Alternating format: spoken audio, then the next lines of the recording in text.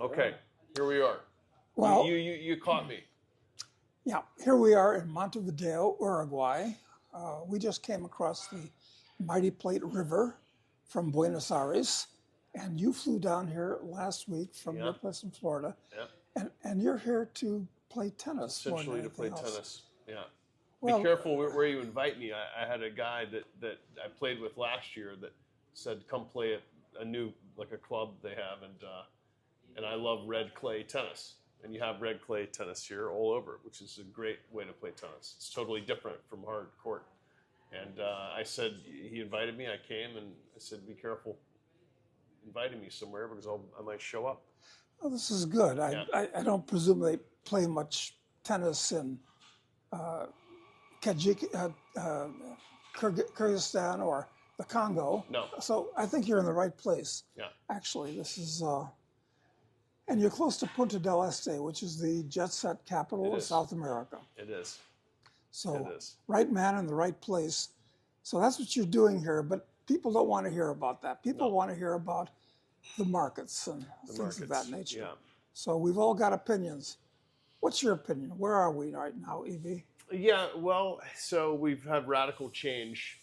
As you know, the people were expecting a different outcome. And I think the most interesting thing that's happened is the gold price radically reset after the election, which tells you that the world was afraid that there would be no adults in charge and the gold price was going to shoot much higher. And then as soon as we had the outcome we had, it's back to 2650 and probably stays there. Resumes an up climb, but it shows you that the markets think there's going to be less chaotic turmoil than prior. Maybe different type of turmoil, and not what it was expecting. So. Well, I am so happy that Kamala lost.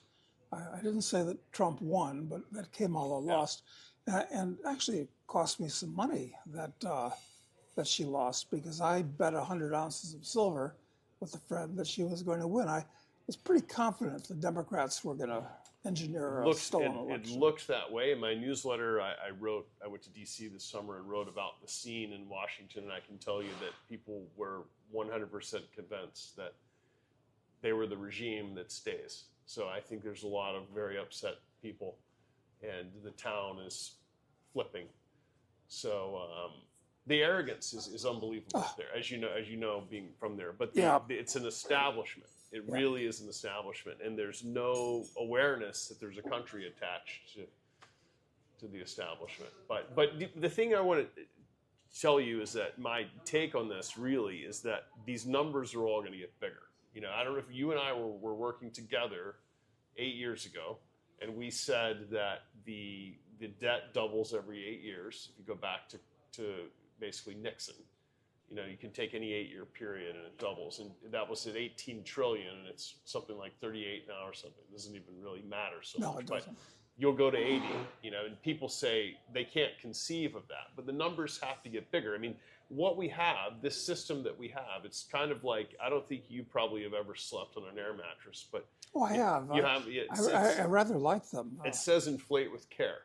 And so that's what these guys try to do is they inflate, but they try to do it in a way that doesn't bust the seams, put too much air too fast or not enough air. And this is the game that they play. And so let's expect that they'll keep trying to play the game and they'll do what's necessary to fix, if they get too much air here or not enough here, they'll make these adjustments. Well, are they going to be able to wring one more cycle out of all this, or is it all going to fall apart, either with runaway inflation or a catastrophic deflation? Probably both. If you think back to last 4 years, we had both of those things. And then they tried to manage their way around it. It caused a bunch of distortions, but the system keeps moving. And so I think the way to see this is that it's a game. Instead of looking at it like an ideological thing, this should be this way, this should be that way, is it's a game and you flow along with the game. And it becomes much easier to see what they're going to do. Well, so we have at least morning in America for another 6 months, or actually morning only lasts for 6 hours, but we'll get bored in 6 hours. We'll maybe get 6 months. So how do you think things are going to play out over the next 4 years and the next 8 years? And incidentally, I've got to mention to our watchers EB writes an excellent newsletter, costs $300 a year. I ought to know because I pay for it myself. I don't get a comp from EB, or I simply pay for it, and it's good value. Also, I want to mention, because some of you don't know EB, he wrote a book called Why Gold, Why Now, about a year and something ago, and it was prescient and well written. And he's got a new one, which is about to hit the stands. So we'll talk about that too. And I think I'm going to like the second book more than the first one because it's more kind of life-centric.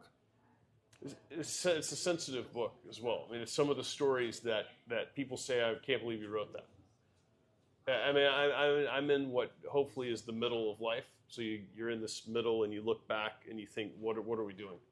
And how did we get here? And what's the point of all this? And so that's when you think things start making more sense. And for me, my career has been, it's been like a stock chart. You know, and the transition periods have been where all the growth occurs, but they've also been the hardest. And this has been a transition period now. And so I sat down this year and wrote this book to kind of say to people, I don't have all the answers when I'm in these periods, but this is what I do, and this is what happened in the past. And I think people need things like that now because they're in this world of advertisements coming to them about instant success and all these different things. That's right. Yeah, I mean, I met the CEO of O'Reilly Auto Parts this year. He's like a country guy from Texas named Brad. And I was asking him about the competitors because they're quite a bit better than that we talk about them in the newsletter. And he said, hard times make good habits. And he explained to me how their entire company mantra is that like nobody learns anything during the upswings. It's always these like swings. And if these swings are so important and so critical to your future success, then why are they so hard? You know, and so that was kind of like the genesis. But Why Gold was really successful because people wanted to know, how do I make money in the gold market? And it was like, you know, it's not that hard to do, as you know, but this is more fun. This type of stuff is the things I'll tell my kids. I mean, these are the things I think that help you spot the next thing, you know, and you know that, and I know that, but most people just want the answer, but it's the question that usually is what you need to focus on. Yeah, the questions are much more important, actually, than the answers in many ways. So what is this next book about? It's about just what you said. The subtitle is How to Survive and Thrive in a World That Wants to Control You. So the world wants you to sit down here and do this and don't do this and to do all these things. But the reality is that you have a little compass in you. And it's all the time kind of going around. It's getting curious about things and meeting people and pursuing different things. And the teachers tell you don't do that. And everyone's trying to control you for their convenience. Companies are trying to do this. It's very understandable. You know, it's not personal. It takes a while to learn that. But this little voice within knows what you need to do. And the more you listen to it, the more you integrate, you know, into life and the better things get. And I think everybody recognizes that little thing. It's not just like a success thing, you know, it's part of your overall journey through life. And so for me, I had some difficult times when I was younger. You know, went to reform school, as you know, and chopped wood for 3 years. It was weird. And so I tell those stories too, and what it was like to go through that. And it didn't really make much sense to me, you know, and then as time goes on, you make sense of these things, and then you go into the corporate world, and I'm not really corporate material. No. And so that was hard. That would be it was hard to figure out. I mean, you enter this thing and you think, here we go, we're going to do this or that or whatever, and I'm going to succeed. And then you just, you know, constantly you're trying to be, people are mangling you, you know, it's very difficult. And so that all starts to make sense because I have a journey that's a path that's kind of autonomous. And, you know, when you talk about the newsletter, the Tucker letter at ebtucker.com, the thing is, the reason why you like it is because it's almost like the old days of supporting the arts or something. You know, you would. It's only a new thing that people sell art for $50 million. I mean, it wasn't that way before. You would say have someone that could paint, and you would give them enough money to live, and then they would paint stuff, and it would just be fun.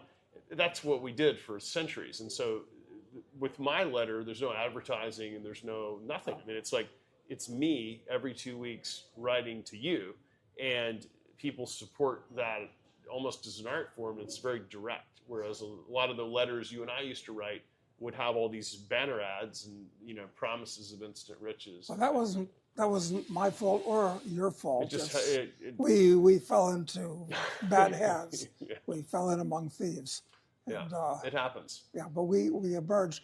And that's interesting what you say about art being $50 million, because, of course, it was just a couple weeks ago that some fool, well, he's not a fool, actually. He's probably sold a banana that's taped up to a wall for $6 million. And somebody bought it. I can't believe it, actually. You probably remember in the newsletter I wrote about a piece of art I bought this year. This girl in New York uses colored pencils and takes 200 or 300 hours to draw lifelike, basically looks like a photograph of various things. And so I met her through a friend and bought an original piece that she did of Japanese. It's a Marilyn Monroe magazine cover and then a tabby shoe that's worn out from rebuilding after the war. It's a juxtaposition. Anyway, so the $6 million banana is fairly useless. It's kind of good marketing, but it's fun to find things where someone has an unbelievable talent, and then you when you buy that, it's not notable. It's $15,000 or something, but it's like 300 hours to sketch that. It's wild. So to me, I'm fascinated by people that have a skill, and then watching them use the skill, and then being able to support that. Is very circular. It's very fun. Yeah, technical excellence is one of the things that you need in art that's worth having. Yeah. Of course, there are millions and millions and millions of paintings.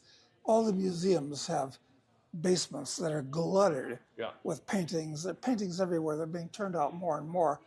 I go on auction sites where you can find tremendous bargains where people just have to get rid of it. They don't want to burn it. Yeah.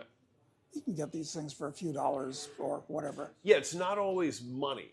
It's people to understand that it's not always like you spending to collect all these different things. It's the character in these pieces. It's not the thing that costs the most. You can find these little things, and that's what's fun about life is you go around finding these things instead of aspiring to do things that people think are popular. Right? It's like that's why I like it down here. This is not like going to East Hampton. It's kind of more fun than East Hampton. And then people in East Hampton will say, well, why would you go down there? Or is there just serving burritos down there? They don't know what's happening, but this is one of the hippest places where I've just come from. I'm playing tennis in red clay every morning and then eating, octopus at the beach place or whatever with all these Argentine billionaires or whatever.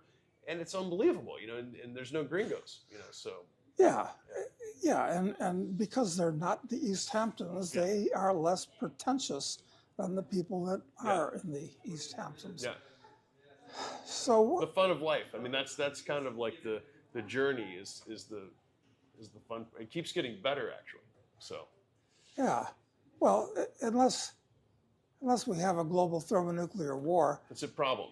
Yeah, it is a problem. Just yesterday, I was on a Zoom call with Scott Ritter for an hour and a half, and it was absolutely fantastic doom porn about how serious the situation is and the way these weapons are going to be used and what happens when they're used and blah, blah, blah. So, I feel better being down here than up there for that reason. Also, I've got to say. Well, you're in a geographic position that makes strike unlikely. I remember when there was news that a lot of ex-U.S. president types, I won't name the name, but bought places in Paraguay, and this is very popular. There's an aquifer there, and there's all these different reasons why you would want to do that. But it's also not a strategic cross point. I mean, the problem with Portugal would be if New York is whacked, then the wind pretty much takes you right out. It's second order effect, but not really. I mean, here no one is really going to hit like Easter Island, and then it's not going to blow over. There's absolutely no strategic targets down here. You don't want to waste a perfectly good nuclear bomb on someplace. Yeah. Well, so one thing, I'm sure you read this last week in my newsletter, is that I'm totally fascinated right now by the AI race. and it's not really about chips, it's about power. And so there's this silly Bloomberg headline where Biden is shaking hands with Xi Jinping and saying we've agreed that we're not going to let computers control the launch codes.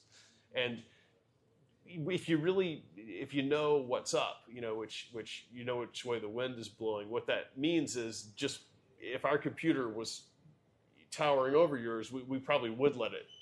Whoever wins that race, will control the launch codes. I mean, we're in this Cold War type race, and it's all about power. And whoever can achieve the power scale, first is going to win. I mean, you can't power the AI. It's not the chips. It's literally the electricity. And I think this is just lost on people. They think like, well, what's the next NVIDIA? And it's like, well, the chip is not really the thing, and it's not really like the problem. They kind of know what the chip issue is and how to deal with it, right? And they know how this works. But the power, it's like you need the amount of power that powers the state of Texas to run these advanced facilities, and the faster they run, the faster they grow. And if you don't get launch speed, you're never gonna get there. Well, that's a good observation, because going back to this conversation I had with Scott Ritter yesterday, he started it off talking about what's going to happen when all these nuclear bombs are set off. And I said, well, that's serious, but secondary effects are, won't these governments who are all doing lots and lots of research on biological weapons, won't they also do that to kind of clean up some of the strands around? And then, of course, there's cyber weapons, which really weren't an element 20 or 30 years ago. Also space. Take out the global positioning systems, which, by the way, are almost useless now for military. There's new systems that work on the Earth's magnetic fields so that they can fly and operate with no GPS. You can see that GPS is totally vulnerable, but you have all these different points of attack, to cripple each other. And when you look at this, you think, what a complicated game. Oh, it's very complicated. Why play? It's... well, it's like from the movie, the only way to win is by not playing.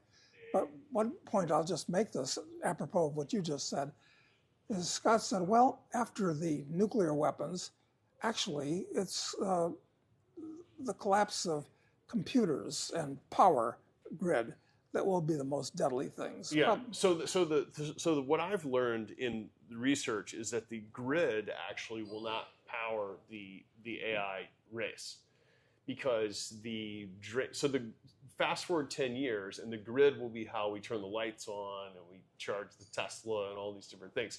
But the AI systems will run on power that's dropped into the facility that's the equivalent of, like millions of homes usage in a year that's running only for the facility. Because as you notice, like Amazon tried to use 3 Mile Island to get it restarted, and you might have seen this. And the federal regulatory said, no, you can't do it. It's too complicated. Dominion Energy says there's too many systems now pulling in the Mid-Atlantic, and we can't put anyone else online. And the grid can't. The grid is meant for light switches and dimmers and these things. Are you recommending small research companies with 5th-generation reactors? Yes, there is technology now that is safe, that is compact, and the thing that's cool is, see, the last boom in the data centers, you had to be locationally close to whatever you were connected to for latency. If you wanted to trade in front of, the Citadel wants to be in front of every retail trader and take 1/8 of a penny or something. It's all about the distance to the exchange, but that's finished now. So you have all these data center stocks, are really not where the action is. You'll be able to put the AI center in the middle of Eastern Oregon or something and drop the power in and secure the place. And it doesn't need any, so real estate cost goes to zero. It's, the county out there will be so thrilled that you want to be there, they'll give it to you. So I think that's what's happening. You notice Gates is in there, and the Amazon guys have things going on. everybody's in this race, and there's a couple public companies. We put two of them in the letter, which I think are I think it's better than the mining stuff. The mining thing, if you think about it, like you and I have extensive experience in this business, but the mining business doesn't work anymore. And the thing people can't quite understand is that it doesn't get the operating leverage that it used to get. And I think it'll be the same for uranium. It's like the energy space is so hot, and there will be so much uranium used. And I'm not sure that the mining company is the right way to play it, which is kind of like against all what we used to think. We would think operating leverage to the rising commodity price, but it doesn't work. I hope we just get one more kick at the mining cat, because it is a crappy 19th century choo-choo train business. Bad. It really is. It's got, if you had to pick a crappy business that you shouldn't get into, mining would be very high on the list. Very high, yeah, very high. And it goes down during the downswings, and it goes not that far up during the upswings, which is like the worst of both outcomes. I hope I'm not living in the past, but I think we'll get one more kick at the cat. But those could be famous last words or wishful thinking. Yeah, and the thing that's crazy, I mean, I'm in New York all the time, and you when you socialize there in the finance scene, I mean, there's not one person that you'll meet that has any equity exposure to anything related to any, commodity related thing. Well, of course, that's good news. Zero. I mean, and it's almost like it's a no-fly zone. It's kind of like you just forget about it. And that's right. So you would say to yourself, well, that's how much upside is it, right? But it's not really the case, because you look at what they are doing, and the amount of momentum and money that's coming in would swallow the entire mining world with one gulp. I mean, so it's almost like the world has left it behind, which is hard to understand in a way, but it's the facts. I mean, it's like if you've played in that sandbox the last 5 or 6 years, you've missed gigantic rallies in other things, and at some point you're becoming much poorer. So it's funny, because I think now this one of the things that I'm really big on is I think during this Trump era, I mean, assuming he is inaugurated, we actually are still in the red zone here. I mean, if we're really for real. That's but true, assuming yes. that he's in there, I think that there's. Yesterday, I had a call with an idea that I've been cooking up that I just getting a lot of buy-in. A business that I'm going to try to put together. We'll see if it works. But I think there's going to be a lot of mainstreamed Bitcoin activity that people are really having a hard time conceptualizing, because when I pitch the idea, they go right back to like 2018 or something. And I'm saying to you, no, JP Morgan will be making a market. There'll be futures, there'll be options, there'll be prime brokerage, there'll be lending, this is a new chapter. This is not Mt. Gox and, people that are ideological walking around with thumb drives and all these different things. I mean, you've got an entirely new asset class that, providing some of the plumbing mechanisms in that business, it's going to be a new thing, and you're going to see more and more of it. And I think you want to be around that. I mean, I think you want to be generally kind of exposed to things that are new industries that are coming of age, and it's for the next couple of years. I mean, I think it's a mistake to kind of look the other way on that.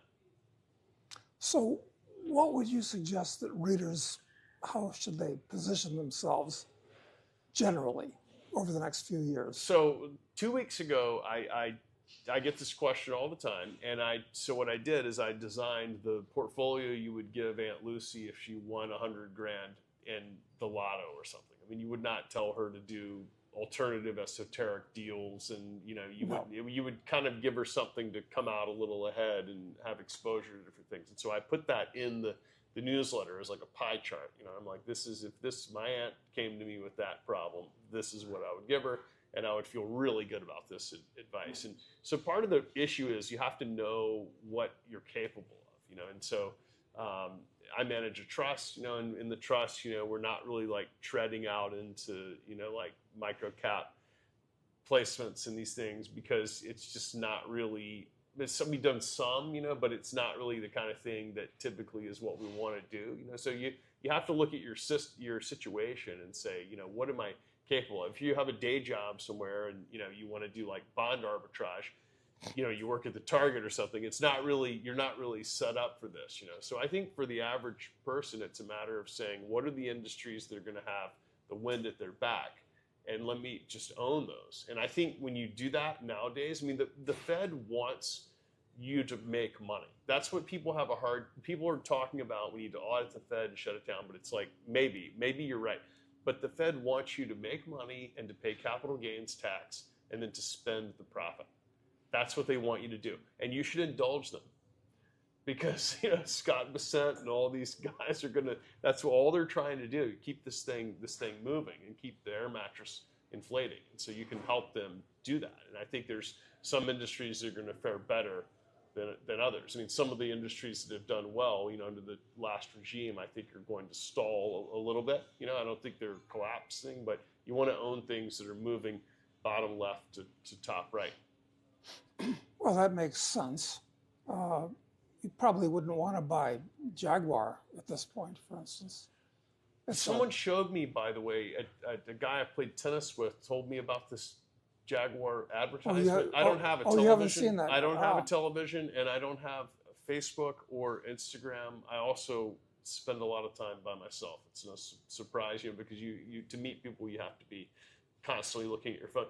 One thing, by the way, how people would say, you called someone and they would say, "Oh, I didn't see the call." It's it's a lie now because everyone is walking with the phone in their. Well, they didn't want to talk to you. Except me, I have a cell phone, but it's on charge 90% of the time. Yeah. So it's a real blow, if I were to text someone and they were to say, "I didn't see the text," it's a total lie, because the American is glued to the. But I didn't know what this Jaguar thing was, and this guy I played tennis with showed me the commercial, and I couldn't really understand what was going on there because I feel like I'm pretty open-minded and pretty like a little more classically liberal than people would assume, like a bit of a paradox, and I couldn't figure out what they're doing. It doesn't really make any sense. Yeah, what's your point? I don't. Well, the chairman of the company has his pronouns after his name. I don't know if you've noticed that. No. Oh yeah, there's all kinds of stuff. What are the pronouns? He and him in his case. He and him. Okay. Yeah. Okay. I like when it's they. Because the reason I like when it's they is that I'm a writer, and so I have a thing with words, and how you use them, and it's very fun to once you start getting into that. It's this. I have a big dictionary, physical, and my kids, when they don't know a word, will look it up, and so. When you use they to address someone, it's the sentence structure becomes very, very fun, because you then have to maneuver around the thing. So I like to see if people. I say, "Just call me they, please." When you see if they just see if they can, because a lot of people don't have the reading and writing kind of capabilities that you would think. They've been texting so long that they can't. The sentence structure, is kind of lost on them. Well, that's right, with autocorrect and all this type of thing. Yeah, you're quite right. So we don't want to own Jaguar, but you recommended a company called Sweet Greens? I did. Yeah, I like Sweet Greens, and I think there's been a food craze in the U.S. People know that Kava has shot up and Sweet Green has shot up. I think Sweet Green is cheaper per store. Kava was trading at $40 million per storefront, and Sweet Green at $20 million per storefront. Imagine that. It's a salad. I don't know if you've had the product, but no, I haven't. It's quite good. When I recorded the audiobook of my new book, I ordered Sweet Green 3 days. You recorded it yourself? Yeah. It's going to be out like this weekend or so. And I ordered Sweet Green for the entire studio crew. They have like all these sound engineers, and people, they couldn't believe it. They'd never had it. So it's actually quite good. That's very good. That's field. That's boots on the ground field testing. It's also, it's a qualified business expense as well. You say, audio recording lunch in the office. And so I think you want to maximize these types of things, and it might as well be our company. But look, the Chipotles, the Cavas. What's dead is the casual dining. That's what's dead. You need all the people to come and say, would you like, more rolls or whatever? They're feeding you like bread and things. This is the old way of serving. We made fun of Red Lobster, if you remember. We did a big Red Lobster thing, and this is going back some time.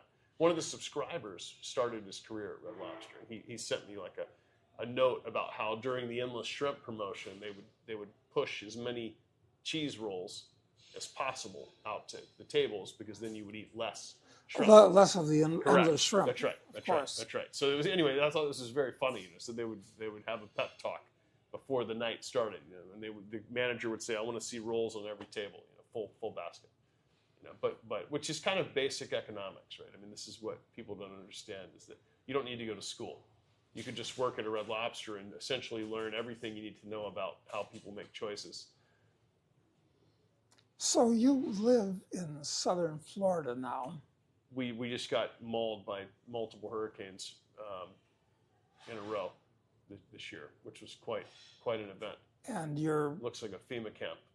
But you're kind of contemplating getting a second crib down in this part of the world. This is a nice place to be. And when I try to explain to people what I'm doing down there, it sounds like I must be a spy or something, because I'm traveling around with a small carry-on, like a little tiny overnight bag, and 2 tennis rackets and clay court shoes, and that's about it. And so I send out the laundry. I think people in the U.S. travel with way too much stuff. Way too much. There are so many laundry places that are thrilled, to do the laundry for $5-6. It's like you. Well, not only that, but if you do travel and you need something, it's actually cheaper many times to buy something new than it is to do the laundry in a hotel. Sure. Yeah, and so I'm always taking as little as possible. But I'm walking. My point is, I'm walking around. When I got to BA, I went to have a cigar, and the pilots, the captain, and the first officer, and the flight engineer were in the cigar place, and they shouted "1 Alpha" at me, and I came over, and they said they recognized me because I had such a small bag and all the tennis gear. They thought, surely you're a professional tennis player, But we hung out for a while. Super interesting guys, and they make that big JFK to BA route all the time. But anyway, but so yeah, I mean, I come down, I play, and the weather's good. It's opposite weather, and I don't mind flying. It's 2 hours difference. Your body is a little easier on the change, and so I would come down a lot more, and it's nice. I mean, there's a reason why smart people are hanging out down here. Well, that's right. And talking about clothes, it's that the world has become much, much more informal, so that you don't have to. It's not like the 19th century where you had to be a Victorian dragging around steamer trunks. That's right. With all of your clothes. So. Yeah, you don't really wear suits anymore, and it just doesn't. No. In fact, it's the opposite. If you go into the bank, to the private bank, with a suit, they are skeptical. If you go in looking disheveled, they think you must be a tech millionaire. Well, or just wearing a T-shirt or a polo shirt, you might be a friend of Mark Zuckerberg. Exactly. Yeah. So it's everything has gone opposite. You don't really need that much. But people have too much stuff, as it is. And I was telling you, I have an apartment in New York, that I'm spending more time in New York. And the whole thing there is there's not much storage. And I'm trying to explain to people when I was buying the place that, not only am I a minimalist, I mean, I don't have more than 2 of anything, and people they think that's strange. But you don't use any of this stuff. No, and it helps you to cultivate the proper attitude, which is that of a Taoist monk, actually, in the world, but not of it. And you don't need a lot of physical crap to make you. So on this topic, one quick thing that I have been writing about is that I'm fascinated in the U.S. by people's attitude towards money, okay? Because everyone has this, I'm going to hoard up all this money, and then I'll start enjoying myself. Right. But it's actually not how things work. I noticed they are willing to stab people in the back and, betray friends and sacrifice smart employees to get this money that they're afraid to spend. it's really, when you back up a little bit, it's interesting. And so I've been having a lot of conversations this year with people about what is the purpose of money. And it's become clear to me that money is like energy or something. You kind of like, you spot it when your mind is open and you tap into it, and pretty much you can get as much of it as you need to do whatever it is you need to do. And there is no, piling it up. It erodes anyway. Yes. You never really use it all. And so what's the point? I mean, we've never really missed any meals. I mean, in the U.S., I don't know if you know this, but the homeless feeding arrangement is they've got stacks of meals. I mean, they don't want the meals, right? I mean, it's like, so no one is really starving, but we have this thing of like, we can't enjoy ourselves until we get to this amount, And so several years ago, I decided I didn't want to do that anymore. And so, a lot of my friends thought I was crazy because they thought, you could be earning 10 times what you're earning, and my newsletter is like art we talked about. And so I just was sick of it, and I'm not like anti money. I like, nice Japanese tennis rackets or whatever, the whole thing. And it's been fine. Like, my report back to people is, so far, that there hasn't really been any problem crossing whatever bridge showed up, and it's highlighted how crazy people are about money. It's like, and I think it doesn't even work, their attitude. Their zero-sum approach to getting this thing that they're afraid to use. And then by the time they're ready to use it, their body is falling apart, and they're like, it's over. It's totally perverse. You're, in some ways, following the path of Paul Terhorst, who's an old friend of mine. Have you heard about him? Does that name ring a bell? No. Well, he used to be a up-and-coming top accountant for one of the big 8 back when they had them, and had to have 2 cars and 5 suits and a gardener, because he had to show that he was hip to the other partners and the clients. And he finally decided, I don't like this. So he sold everything, went to cash, and lives in B&Bs and plays chess and reads books. And he's much happier and healthier than he would be if he was in that. And he wrote a book called How to Retire Under Age 35 or something on that order. Yeah. So, and people need to understand, it's not they always say, easy for you to say because you're rich. And you don't have the same, but it is exactly the same. I mean, you have all the same issues at whatever level. It's just magnified. And so when you shift your thinking, all of a sudden it looks easy. Like there was a guy wakeboarding out here when we were talking, I don't know if you saw, but it's like smooth and easy. And you just go. And like it instead of fighting it, it works. So a lot of times you'll end up having much more fun, like much more interesting experiences. And you look back and you think it was a paradox. It got better when I quit beating it to death. well, I think that's why you in particular, tend to make good recommendations, because you're not attached to money. You like it.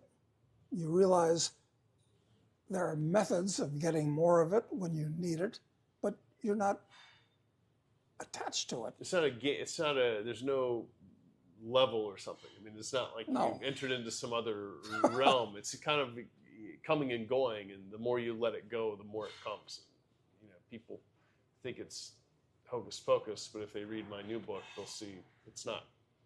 When you do the things you like to do, you remember you and I used to go drive around Alberta and like do all these wacky things, and then the publisher would say like, why are you wasting your time doing that? You should be filming a promotion so we can sell more. And what they didn't understand was that people would read the essay from Alberta and they would just be like, they couldn't stop reading it, and it's the magic of that. That's exactly right. Yeah. Do you remember the fires? We went to 2016. There was the fires, and we went to Earl's, and the guy was explaining that the Louis XIII consumption from the oil field workers was so high that Remy Martin sent a representative from France to ask what is Earl's and where is Fort McMurray, because it's our highest consuming establishment in the world for cognac, and it was unbelievable. Like the guy said, these workers would come out and they would take shots of this stuff, from the Baccarat crystal vase, and the French were mortified. I mean, I thought it was like the funniest thing I'd ever heard. I mean, I just never. People don't know Earl's is like a TGI Fridays or something. Well, it's interesting, but it also helps you to hear a bell ringing at the top of a market, perhaps. Yeah. So, it can actually be and fun. It was the top then up there. That was the. It never really has kind of resumed its peak oil greatness. Yeah. Yeah, I love observing this stuff as you People will just tell you. They'll tell you the craziest things with absolute certainty, and then you listen to them and you just think, I mean, if you only knew what you were saying. Absolute certainty is so dangerous. Yeah. So I think now, like we were saying in the beginning, going into the next period, you kind of need to think, what is the thing that would get the most people confused? That's and sometimes just asking that question is the magic, right? Yeah.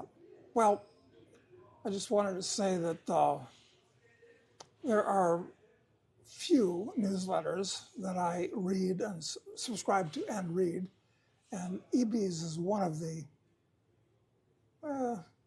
I'd say 3, and you shouldn't really have more than 3, because that means that you're way too involved, getting conflicting and confusing information and so forth. So I recommend that all you guys go on Amazon and look up EB's last book and his current book.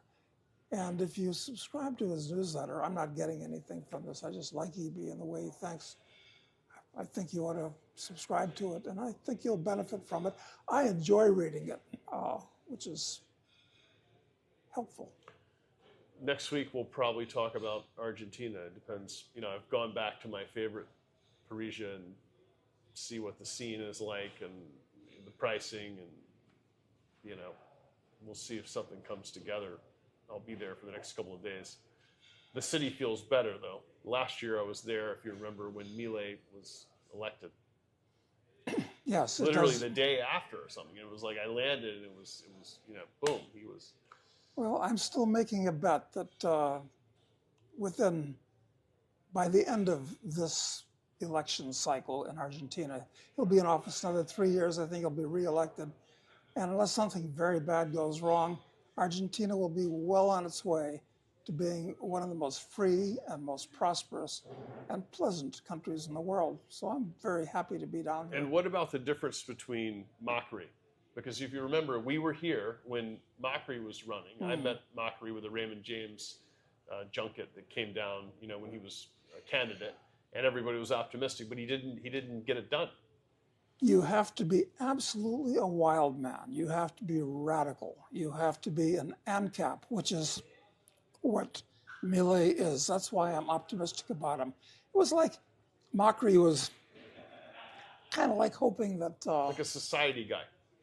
Exactly. Yeah. I'm not going to say he's not like George Bush, was a horrible person, but you can't have a conservative who conserves things when the system itself is rotten and shouldn't be conserved. Well, what surprised me about Milei is that he's fixed some of the arrangements with other parts of the world. If you notice, he's gone and done things with certain key partners and strategic interest, and then what I thought was a sign that things were going to work was he shipped all the country's gold to the LBMA, which means they can loan it out to people.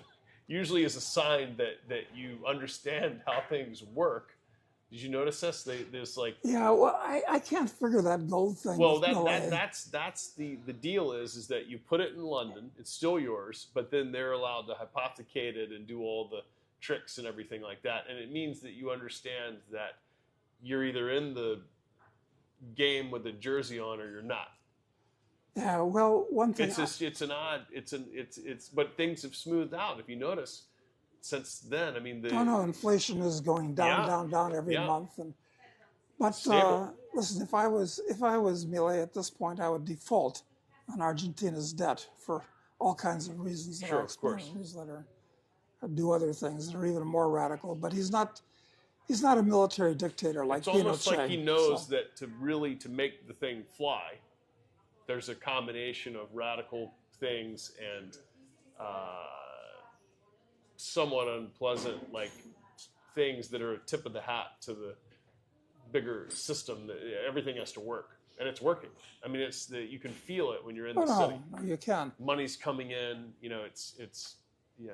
Well, I think he said he wants to join NATO, and I hope that was just a tip of the hat as opposed to a serious proposal. Right. At least he understands how things work. I mean, you had prior, groups that were rogue, and you got boxed out of the capital markets entirely. And